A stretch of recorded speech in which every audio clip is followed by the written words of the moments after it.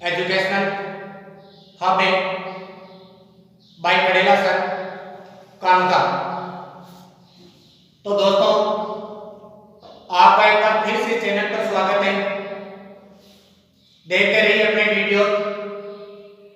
तो आज तक जो वीडियोस हमने देखे हैं उस वीडियो के अंदर हमने पिछले वीडियो में पास्ट टेंस, सिंपल टेंस की हिंदी और अंग्रेजी पहचान को उदाहरण सहित समझा।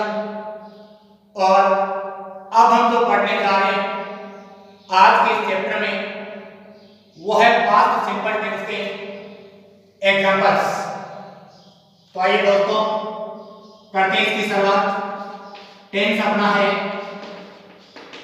पास्ट सिंपल और पास्ट सिंपल का जो पहला वाक्य प्रकार है वो है अपना अफर्मेटिव,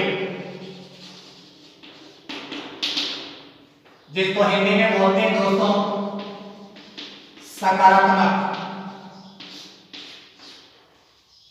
तो दोस्तों इस वाक्य के अगर सूत्र की हम बात करें तो इस वाक्य का जो सूत्र होता है यानी जिस सूत्र के आधार पर वाक्य का निर्माण होता है और वो इसका सूत्र होता है सब्जेक्ट प्लस वर्ब की सेकंड फॉर्म प्लस ऑब्जेक्ट और प्लस है अदर। एक चीज ध्यान रखिए दोस्तों कि अंग्रेजी ग्रामर के अंदर जो वर्ब की सेकंड फॉर्म जो यूज होती है वो केवल पास्ट सिंपल के अफर्मेटिव वाक्य में ही यूज होती है। यानी पास्ट सिंपल के अफर्मेटिव वाक्य के अलावा किसी भी वाक्य में correct form of the verb के रूप में वर्ब की सेकंड फॉर्म का प्रयोग नहीं होगा। तो दोस्तों सब्जेक्ट के बाद जहां वर्ब की सेकंड फॉर्म आती है वो पास्ट सिंपल टेंस में आती है और उसके अंदर उसका जो वाक्य प्रकार है वो अफर्मेटिव होता है। तो आइए दोस्तों इसका एग्जांपल लेते हैं। जैसे पहला एग्जांपल हमने ले लिया, जैसे ही खालिस्तानी writing a novel lasting week. तो करना है कि इसमें correct form of the verb भरनी है। तो सबसे पहले हम किसकी पहचान करेंगे टेंस की, जो किसके आधार पर होगी एडवर्ब के आधार पर।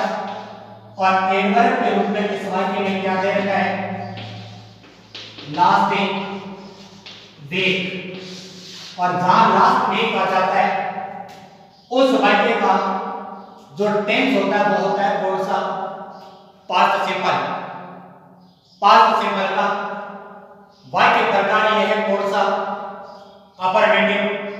और पास्ट सिंपल के अफर्मेटिव वाक्य में कौन से वाक्य में दोस्तों अफर्मेटिव वाक्य में हमेशा किसका प्रयोग होगा वर्ब के सेकंड फॉर्म में का प्रयोग होता है। तो इस वाक्य में राइट अपने को फेस्ट वर्ब दे रखी है या फेस्ट फॉर्म दे रखी है राइट, सेकंड इसकी होती है रोट और थर्ड होती है रिटन यानी फेस्ट सेकंड और थर्ड। और अपने को चाहिए कौन सी वर्ब सेकंड फॉर्म क्या होती है रोट। तो इस वाक्य का जो सही उत्तर या correct form of the verb होगी वो हो जाएगी रोट। दूसरा एग्जांपल हम ले लेते हैं, जैसे दे खालिस्तानी गो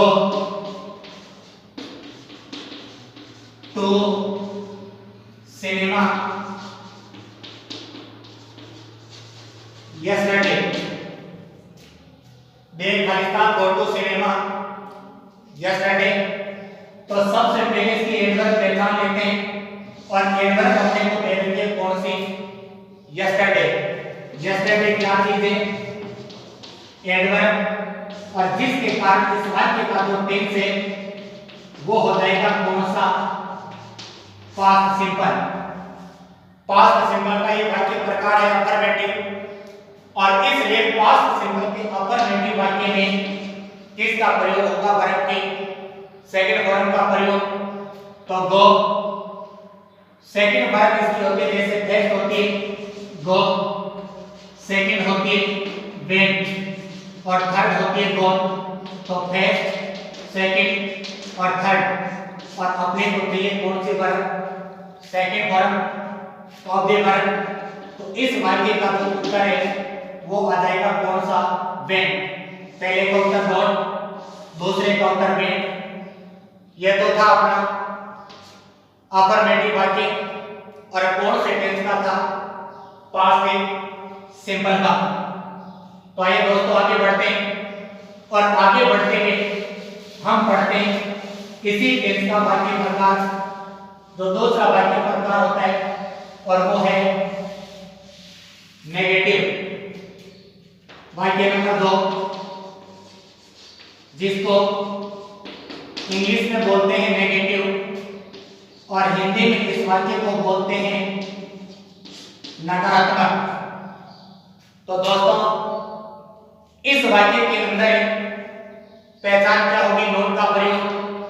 तो सबसे पहले इसका सूत्र हम जानते हैं, subject plus did plus note plus verb की बेस वर्ब प्लस ऑब्जेक्ट और प्लस अदर।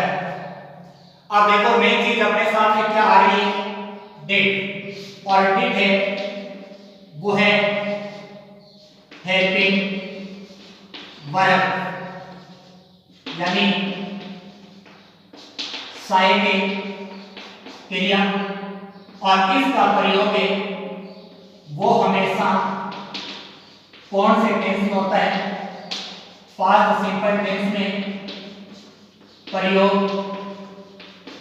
होता है। किस चीज का, डिड का। तो जो हेल्पिंग वर्ब डिड होती है वो है हेल्पिंग वर्ब यानी सहायक क्रिया, और इसका प्रयोग हमेशा कौन से टेंस में होगा, पास्ट सिंपल में।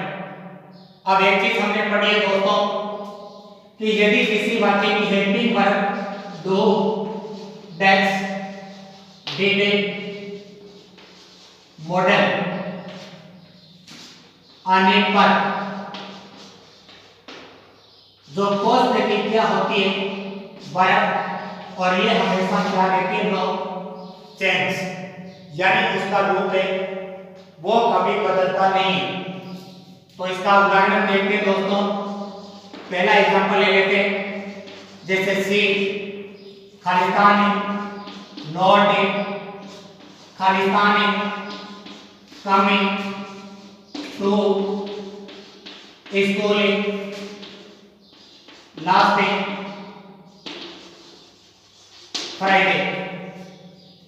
तो करना है सबसे पहले टेंस की पहचान करनी है, और टेंस की जो पहचान होगी वो एडवर्ब होगी। यह है एडवर्ब, और इसके कारण जो इसका टेंस है वो हो गया कौन सा, पास्ट सिंपल। और पास्ट सिंपल का जो वाक्य प्रकार है वो है कौन सा, नेगेटिव। नेगेटिव क्या चीज है, वाक्य का प्रकार। कौन से टेंस का नेगेटिव है, पास्ट सिंपल का। और जहां पास्ट सिंपल का नेगेटिव होगा वहां सूत्र सी plus subject plus did plus not plus verb की base verb plus object plus क्या होगा, अदर। तो सूत्र के अनुसार यदि हम correct form of the verb का प्रयोग करें तो सब्जेक्ट के बाद किसका प्रयोग होगा, डिड का। तो यह आ गया डिड किसके रूप में, हेल्पिंग वर्ब के रूप में, और जिसका प्रयोग किसमें होता है, पास्ट सिंपल टेंस में। अब देखो दोस्तों, डू, डैश, डिड और मॉडल, अगर इनमें से कोई हेल्पिंग वर्ब यानी सहायक क्रिया किसी वाक्य में आती है तो कोष्ठक की वर्ब है वो हमेशा क्या रहती है, नो चेंज। तो दूसरे खालिस्तान में क्या आ जाएगा, कम। यह तो था आपका पहला एग्जांपल। दूसरे उदाहरण पे और समझ लेते हैं, जैसे कि खालिस्तान में not in, Khalistan playing, chasing, owning, yesterday। तो यहां पर तो ये yesterday शब्द है, ये yesterday शब्द इस वाक्य के अंदर किसके रूप में प्रयुक्त हुआ है, एडवर्ब के रूप में। और इस एडवर्ब के आधार पर इस वाक्य का जो टेंस है वो होगा दोस्तों पास्ट सिंपल। और नॉट के कारण जो वाक्य का प्रकार है, वाक्य प्रकार, और वो है दोस्तों नेगेटिव। तो नेगेटिव वाक्य में पास्ट सिंपल टेंस के अंदर जब करेक्ट फॉर्मों की वर्क करते हैं तो सूत्र के अनुसार सब्जेक्ट के बाद हमेशा किसका प्रयोग होता है, डिड का। तो यहाँ हेल्पिंग वर्ब में वो डिड आ गई, और हेल्पिंग वर्ब डू डिड और मॉडल आने पर फर्स्ट के वर्ब है वो हमेशा क्या रहती है, नो चेंज। यानी पले का इसके अंदर क्या रह जाएगा, वर्ब भी पले रह जाएगी, क्योंकि वर्ब है उसका रूप हमेशा क्या रहेगा, नो चेंज। नो चेंज कब रहेगा, जब किसी वाक्य में कौन सी चीज है, हेल्पिंग वर्ब यानी सहायक क्रिया के रूप में, और किसका प्रयोग होता है, या तो उसकी हेल्पिंग वर्ब डू हो, या डज हो, या डिड हो, और या कोई मॉडल होता है, तो पोस्ट की वर्ब है वो हमेशा नो चेंज यानी उसका रूप है वो कभी परिवर्तन नहीं होता है।